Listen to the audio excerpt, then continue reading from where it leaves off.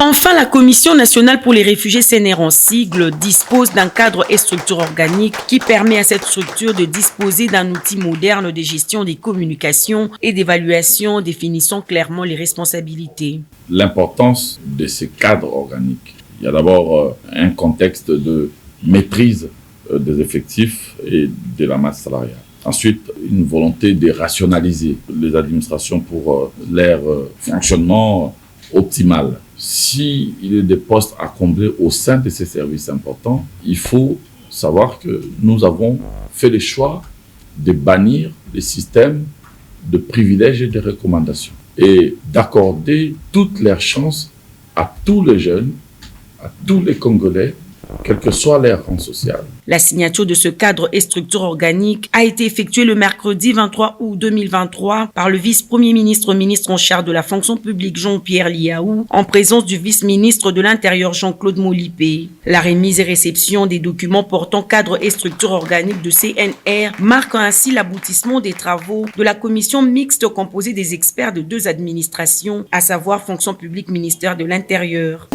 Le secteur de réfugiés est un secteur très important, très sensible, parce que nous assistons là de personnes qui passent des moments difficiles de leur existence pour des raisons indépendamment de leur volonté. Et au jour d'aujourd'hui, nous sommes en train de mettre en place petit à petit des mécanismes qui permettront un jour d'asseoir un système de gestion pour les réfugiés efficace. Selon le secrétaire permanent de cette structure, Eric Mukandila, c'est 21 ans après que la CNR bénéficie de cet outil important. C'est une grande joie et avec beaucoup d'émotion parce que ça fait 21 ans depuis sa création que la CNR était comme une structure abandonnée.